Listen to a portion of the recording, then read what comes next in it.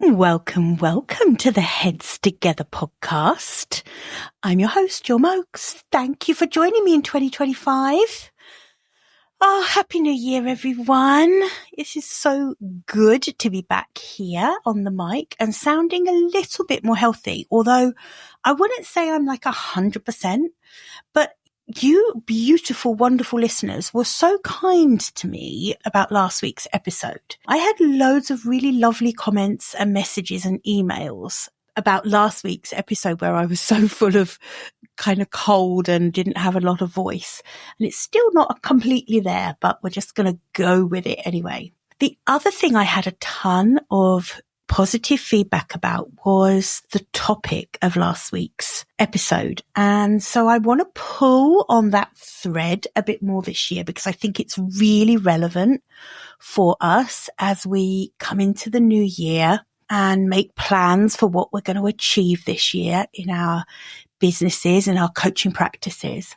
So today's episode is all about playing bigger. It's about believing in yourself, and it's about being daring enough to make big, bold decisions, right? If you know on some level, and we do, we tend to know if on some level we're playing small, then this episode is for you. And we're going to do a deep dive into why coaches so often hold themselves back, what it really takes to play bigger, and how you can start making those bold moves now, starting today. Let's dive in. Welcome to the Heads Together podcast. I'm Jill Mokes, and I am obsessed with cutting through the noise when it comes to growing your business. Each week, via intimate coaching conversations and inspirational stories, I share what it really takes to get the results you want in a way that feels right to you. I am all about attracting higher ticket opportunities, building authentic relationships, and creating the abundant, full-fat version of your dream business. I mean, how many of us have beavered away creating a light version of what we really want? The thing is, I honestly believe when you're outstanding at what you do, there is no limit to what you can achieve. So, are you ready to put our heads together and make it happen? Let's go.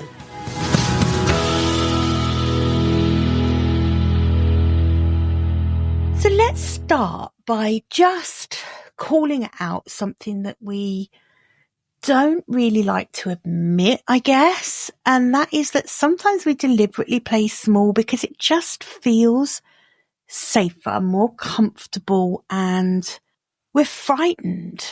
We're frightened about failing publicly. We're frightened of being judged by other coaches, by our peers, by our friends, family.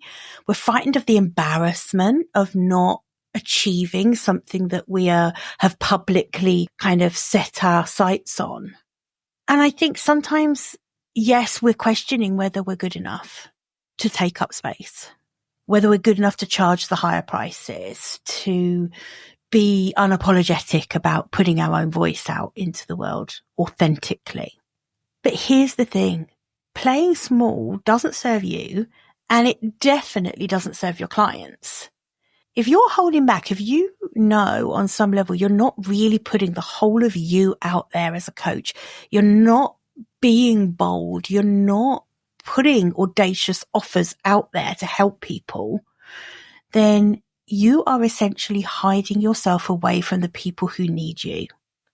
Someone out there needs you to play bigger right now, starting today. Because your work, your coaching could be the exact answer to the thing that is really paining them, that they're really struggling with. But they are not going to know that until you commit to being more visible, to playing bigger, to making the bold moves. When we talk about playing bigger, what do we actually mean? This isn't just about setting high revenue goals or kind of launching really flashy programs or something like that. I mean, those two things might be part of it, absolutely. But playing bigger at its core, it's about believing in your value. It's about knowing that the work you do changes lives. And it's really about being unapologetic about the value you bring. It's about talking about it unapologetically with confidence, not this kind of humble, I can't brag, or I don't want to have the spotlight on me.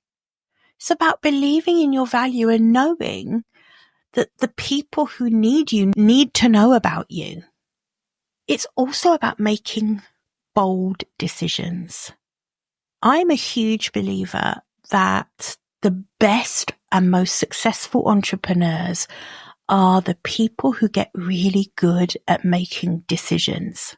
So whether it's about raising your prices or about niching down, or maybe it's pitching yourself for a big opportunity, the bold decisions you make are what create growth for you personally and for your business. Big decisions. I once was going to write a book, actually. I never got round to writing this book. Not the book that I'm working on at the moment, but I was going to write a book called How to Make Life-Changing Decisions. The irony of that book was going to be that absolutely every single decision you make is a life-changing one on some level. You know, like the butterfly effect kind of thing. The better and more efficient we can get at making decisions with confidence, making swift, bold decisions, the more growth we'll see. I also think that playing bigger is about taking aligned action. So this is about doing what you say you're going to do and doing the things that scare you. Because you know this, the things that scare you are the things that will move you forward. I know that all the time. I know that if something feels scary to me, it's something I have to pay attention to, because it's probably going to be something that allows me to take a leap forward. Right? And I also think, and this is the scary one, and I know, some people are going to come at me and say, I don't want that. But playing bigger is about standing out. It's about having the courage to be radically authentic, even when it feels really vulnerable. Even if you are someone who doesn't like that feeling of exposure, playing bigger requires you to stand out. In essence, it's about embodying the version of you that has already achieved the success you want and acting like that now. Think of this as, do you remember the that Body Tyler video with the wind tunnel? I'm picturing that moment. Just me. Yeah, it's about embodying the person who already has the success. I think one of the hardest things to overcome as a business owner is self-doubt. Probably more than anything else, actually, is what keeps coaches playing small. It's the inner critic that is whispering, who do you think you are? Try to position yourself like that. Or what if you fail? How embarrassing. But here's the mindset shift, right? That changed everything for me. Self-doubt isn't a sign that you're not ready. It's a sign that you're growing. You only really experience the self-doubt when you're about to do something big and brave and courageous, and when you're stepping into something new, right? It's normal to feel uncomfortable. It's absolutely normal. It's not normal to go through life making big, bold decisions and never feeling a tiny bit of self-doubt or discomfort. But the trick is to not let that discomfort stop you from doing it. The book Feel the Fear and Do It Anyway. It's so true. So when you feel that self-doubt, that imposter syndrome, all of those things that make us question our own ability, start seeing that as a signal that you're pushing your boundaries and you're growing. Every time that self-doubt creeps in, something that's really helpful to do is to write down all of the evidence you have for why you can do the thing that you're doubting. Right? What is the evidence that you have that would suggest that you absolutely can do this? So that might be things like writing a list of all of the things you've achieved over the last year or your entire coaching career. It might be about writing down the incredible clients that you've worked with. It might be about remembering challenges that you've overcome, impact that you've already had, right? Create this greatest hits album of your own awesomeness. That's what I want you to do, because that can be so helpful, especially if you're someone like me who I have this like really logical part to my brain that will respond really well to, well, here's the evidence that I can do this. So taking bold action. What is one big, scary move that you've been avoiding? What is it? Is it launching a group program? Is it doubling your rates? Is it hitting publish on a slightly controversial article that you've written? Whatever it is, I really want you to make a commitment this week to take one bold action. I've actually created a free reflective journal for you to use. So this is going to help you. If you go to jillmokes.com/claim-it, you will find that. I'll put the link in the show notes. That can be useful to help you. And remember, a bold action doesn't have to be a perfect action. Please don't wait until you feel 100% ready, because you probably never will. Don't wait for everything to be perfectly lined up. Just start. Take action. Because it is the action that builds the confidence. It's not the other way around. Right? One of the suggestions I said there was launching a group program. Now, I have half-heartedly run group programs in the past, but I tell you what, bold action for me was launching the Coaching Business Academy. And I had a bucket load of imposter syndrome and resistance to putting myself out there with it. And this is something I teach other people. So none of us are immune to this, right? None of us are immune to this. And one thing I would say is that I took the bold action, because I know how to coach myself around this. I took the bold action, and my God, it's the best thing I've ever done.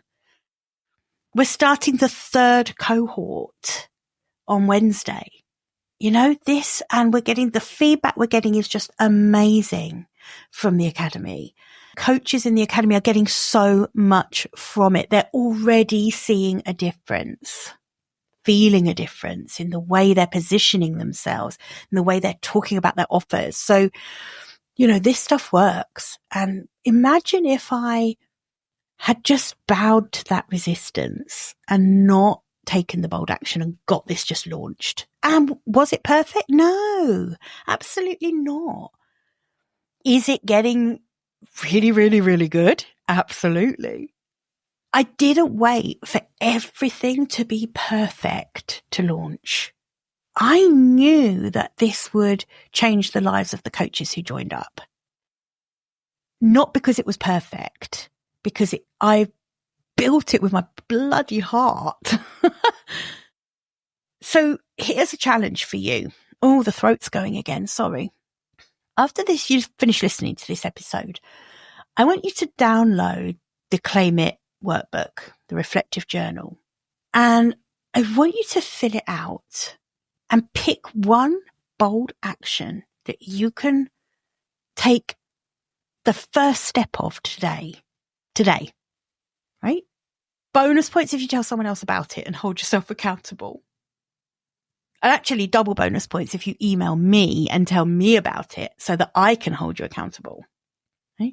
This isn't words on a podcast episode. Whatever you're doing now, if you're driving, if you're going for a walk, if and I'm between your ears, giving you this kind of beginning of the year pep talk, don't let it just be the words in your ears. Take the action, a small action, downloading a workbook, filling it out, and then committing to doing something that's going to move you forward this week, today, right? So before we wrap up, I want to leave you with a thought, okay? The only difference between you and the coaches that you admire, so the ones who seem to have it all figured out, the only difference is that they decided to play bigger. They backed themselves to win. They didn't wait to feel ready. They didn't wait for someone to give them permission. They believed in themselves and they made bold decisions and took action.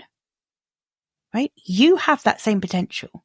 You have what it takes already inside you to build a coaching business that supports your life, that makes a profound impact on the lives of the people that you serve. The only question is, are you ready to step into that potential? Are you ready to play bigger?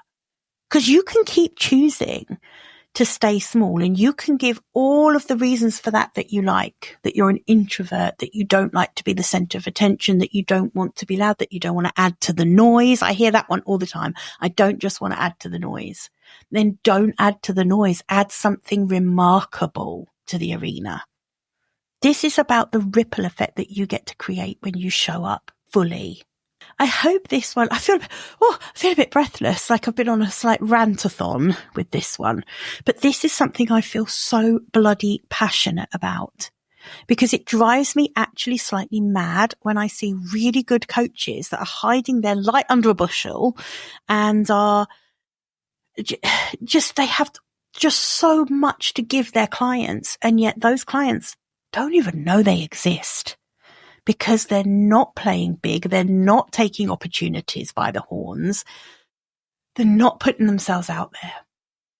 So again, head to jillmokes.com/claim-it, link in the show notes, download it, fill it out, and then email me and commit to one bold action that you're going to take today. Email me at info@jillmokes.com. I literally get beyond excited when people actually email me. Because let's face it, when we put out this call to action, send me an email and tell me what you think about blah, blah, blah. Not that many people actually take the time to do that, right? But when you do, it is so exciting. I love, love, love it. I was thinking about that the other day, and I was thinking, 2025 for me is going to be the year of more conversations. I think I mentioned this in an episode on New Year's Eve, actually. Yeah, this year I want to be having more real conversations with real people. That's what I'm looking forward to. Okay, listen, I hope you have enjoyed this episode. I hope it's given you a bit of a spur to play bigger this year. You've got this. And of course, if we can support you inside the Coaching Business Academy, again, I'll put the link in the show notes. Do take a look, see if it sounds like the very thing that you could be looking for. Yeah. And I will see you, or I will be in your ears anyway, same time, same place next week. Bye for now. I hope you enjoyed this episode and that getting our heads together this week has filled your mind with what's possible. If you love the show, would you do me a massive favour, please? Would you leave a 5-star rating on Apple Podcasts? It would really help me put more heads together, reach more ears, and expand more minds. Until next week, bye for now.